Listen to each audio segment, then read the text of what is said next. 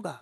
तब तो यहाँ मतदान ही नहीं मांगना चाहिए ऐसे लोगों को जिनसे वादा निभाया नहीं जाता। बिल्कुल आपको पता है कि वो 41 बिल्डिंग के 2500 परिवार आज कहाँ रह रहे हैं? नहीं, ये तो मैं बता सकता हूँ। हाँ बताइए। हाँ, कोई भाजी बेच रहा है विले पार्ले में, कोई अनाथ आश्रम में नौकरी करके महिला अपनी घर चला रही है। वो विकलांग महिला कहाँ है जिसके दोनों पाँव नहीं काम कर रहे थे? मैं एक शब्द पूछना चाहता हूँ, जब योजना आई नहीं तो वादा क्यों, और वादा किया तो वोट क्यों, और फिर रोना क्यों? विधानसभा की जब चुनाव हो रही थी उस समय में वोट मांगा गया था 41 बिल्डिंग में, आपने भी देखा वो वीडियो। चाबी देंगे ये वादा भी देखा, हमने रोते हुए विधायक देखा, लेकिन घर से बेघर होते हुए 2500 परिवारों को भी देखा था। वसई विरार शहर महानगर पालिका चुनाव 2026, आखिर ये चुनाव जिन मुद्दों पे होना चाहिए उन मुद्दों की बात क्यों नहीं हो रही है? नमस्कार, मैं गोपाल सिंह और आप देख रहे हैं रियल न्यूज़ नेटवर्क। और आज मैं उपस्थित हूँ काशी नगरी विरार पूर्व में, और यहाँ ये सब के सब झुग्गी झोपड़ी और जो अवैध निर्माण है, लोड बेडिंग है, उसी में रहने वाले रहिवासी है, और उनसे हम जानने की कोशिश करते हैं। बने रहिए, देखते रहिए रियल न्यूज़ नेटवर्क। क्या कहेंगे? जिन मुद्दों को मैं लगातार उठा रहा हूँ वो मुद्दे अभी वसई विरार से गौन है, जबकि ये महानगर पालिका चुनाव है, प्रत्यक्ष प्रभावित करेगा हमको और आपको। तो आखिर 41 बिल्डिंग का जो मुद्दा है वो क्यों ना उठाया जाए? बिल्कुल उठाया जाए। और मैं आपके न्यूज़ चैनल के माध्यम से सरकार को से भी इस चीज़ की मांग कर रहा हूँ कि 41 बिल्डिंग, सिर्फ 41 बिल्डिंग आज चिल्लाने से कुछ नहीं होगा।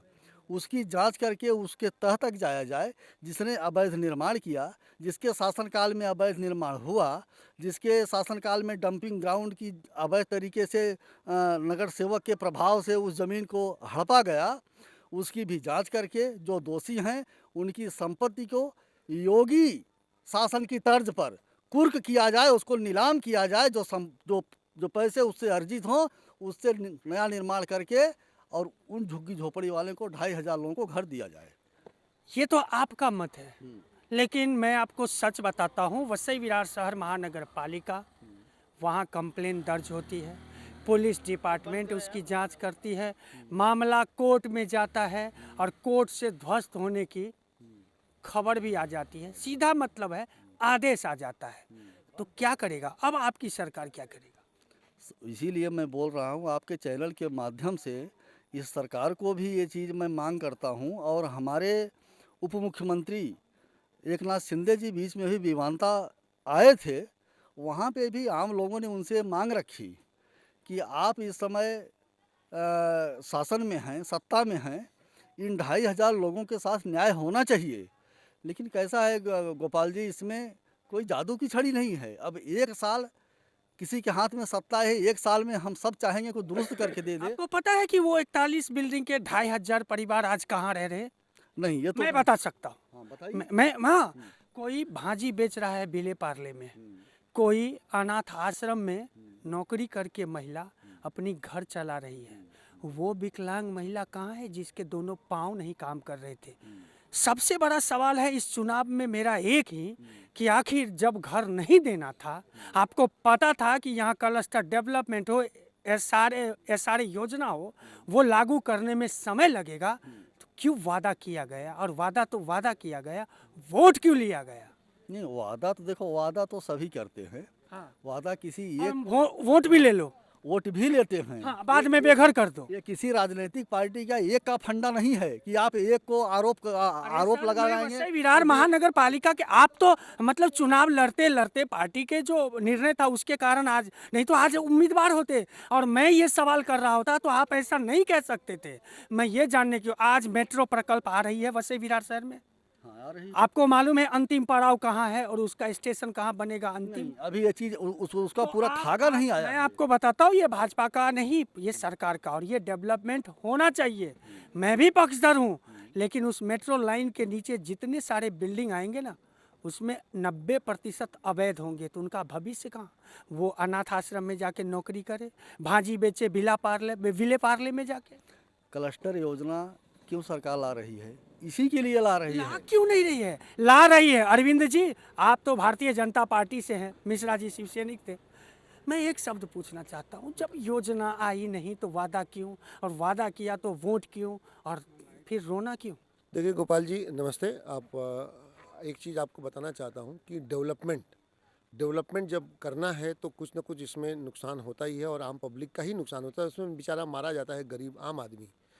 हर सरकार का ये नियम होना चाहिए कि पहले उस गरीब आदमी को बंदोबस्त करे, रहने के लिए बंदोबस्त करे, उसके बाद तोड़े, अव्यवस्थित करे। चाहे बीजेपी की सरकार हो, चाहे कांग्रेस की सरकार, चाहे किसी की भी सरकार हो, लेकिन ये सुनिश्चित किया जाए कि जो गरीब 15 साल 25 साल से एक झोपड़े में या तो एक चौल में या बिल्डिंग में, इलीगल बिल्डिंग में, आखिर में कोई सत्ताधारी ने ही तो बिल्डिंग में रहने का परमिशन दिया है। किसी ने घर पट्टी आपको बनवाया पता है सर, मैं बीच में टोकूंगा आपको अरविंद बाबू, ये सच है कि सत्ताधारियों ने ये किया, सत्ताधारियों ने किया, उनके नगर सेवकों ने किया। उनके नगर सेवकों के माध्यम से ही हुआ है। आज उसी को चुनने की बारी है। बस सही कह रहे हैं आप। बात बहुत आज वही लोग भारतीय जनता पार्टी और शिवसेना में आ गए। करीब सही कह रहे हैं कि लेकिन इस आम जनता भी इतनी बेखबर नहीं है। वो सब जानती है कि कौन उनका हितैषी है, किसको वोट देना चाहिए, कौन सा नगर सेवक के पास हम जाएंगे हमारा काम होगा। और ये गरीब जनता का जो हाय लेगा वो कभी आगे नहीं बढ़ पाएगा, चाहे वो नगर सेवक हो, चाहे एमएलए हो, या कोई मुख्यमंत्री हो। तो गरीब जनता का कोई हाई की बात नहीं। देखिए, मैं एक चीज़ कहता हूँ, मैं अंधविश्वास में भरोसा बिल्कुल नहीं रखता हूँ। मैं प्रत्यक्ष प्रमाण होना चाहिए। विधानसभा की जब चुनाव हो रही थी, विधानसभा की जब चुनाव हो रही थी, उस समय में वोट मांगा गया था 41 बिल्डिंग में। आपने भी देखा वो वीडियो। चाबी देंगे ये वादा भी देखा, हमने रोते हुए विधायक देखा, लेकिन घर से बेघर होते हुए 2500 परिवारों को भी देखा। तो जिम्मेदार कौन? ये सरकार ही जिम्मेदार है इसकी। और मैं हूबहू मैं बोलता हूँ आपको, कैलाश पाटिल जो हमारे बीजेपी के ही कार्यकर्ता हैं, जो आगरी सेना के उपाध्यक्ष हैं महाराष्ट्र के, आज आपने उनको देखा होगा लड़ते हुए। उन्होंने बचाने की पुरजोर कोशिश की। किया। उन्होंने इतना अच्छा काम किया। कैलाश पाटिल के जैसा काम बोलते हैं कि मतलब उन्होंने जो आगे बढ़ के आए वैसा राजन नाइक जी भी नहीं आए, न स्नेहा दुबे आई, न विवेक पंडित जी आए, न ही अप्पा आए, कोई नहीं आया। अप्पा तो खैर आ भी नहीं सकते थे। तो क्या होगा आज जिस क्षेत्र में हम खड़े हैं, यहाँ की पूरी विरार ईस्ट की पट्टी 93% अवैध है, अवैध है, अवैध है। आदिवासी की जमीन पे घर बनी है, निजी जमीन में घर बनी है, जमीन किसी और का, गुरुचरण की जमीन में बिल्डिंग बनी हुई है। तो क्या होगा?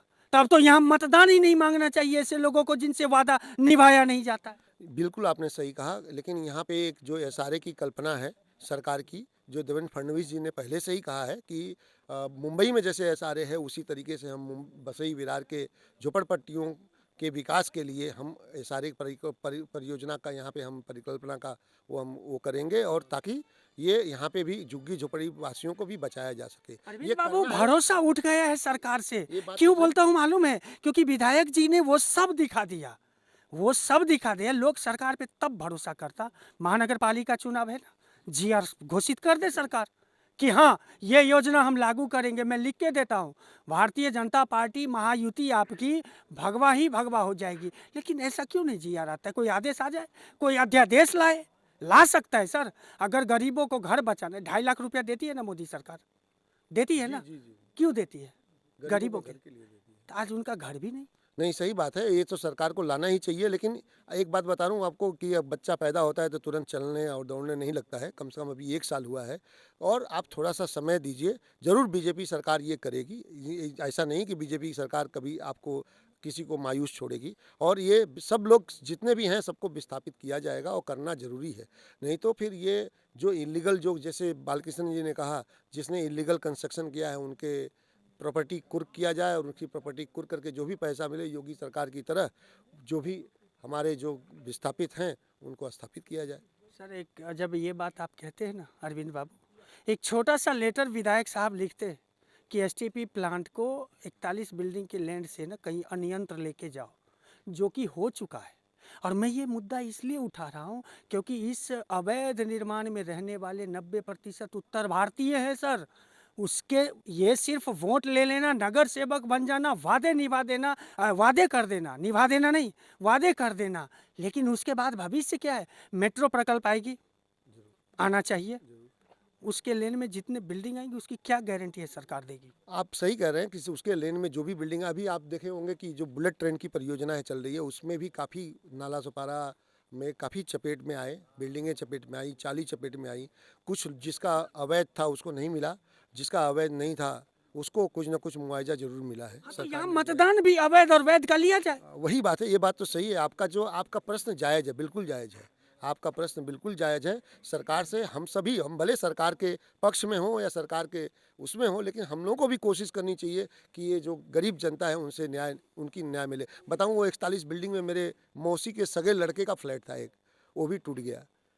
आज वो कहाँ रहते होंगे? वो भी आपको तो चलिए सबसे रेंट ज्यादा पर- पता हमको होगा। सही पता है, वो भी रेंट उनकी पर हालात रहने कैसी होगी लगे। घर हालात टूटने के देखिए, बाद? ऐसा है कि जो अच्छा खासा कमाने वाले हैं वो लोग तो कहीं ना कहीं रह रहे हैं, लेकिन ऐसे नहीं कि सभी लोग बेघर हैं उसमें से। देखा है वहाँ सब पे विकलांग, कुछ या हैं, ऐसा है नहीं कि नहीं है, कुछ लोग हैं जो बेघर हैं, उनकी उनकी देख रेख करनी चाहिए। ये भी हुआ था कि महाड़ा के जो खाली घर पड़े हैं उसमें उनको चाबी दी जाएगी, वो भी अंततः नहीं हुआ है, उसमें भी विस्थापित कोई नहीं हुआ। आपने सुना होगा कि कुछ महाड़ा में जो वेस्ट में जो खाली प्लॉट फ्लैट 6 पड़े महीने हैं, की बात है। हाँ, वो भी नहीं हुआ है। कुछ भी नहीं ये हुआ। होना चाहिए। वो आप तो छोड़िए, ये 17 लोगों की जान गई थी उस बिल्डिंग के बाजू में, जान बचाने के लिए कुछ चाली तोड़ी गई थी। म्युनिसिपल कॉरपोरेशन हो या फिर वहाँ के नेता जो भी कहे, मैं तो कहता हूँ यहाँ के परिवहन मंत्री, पालक मंत्री, सबके सब झूठे निकले, क्योंकि किसी को कुछ नहीं मिला। आज उसके उन्होंने लोगों ने घर कैसे बनाया मालूम है? अपने घर को आधे घर टूटे, आधे बनाने में गिरवी रखे हैं अपने जेवर।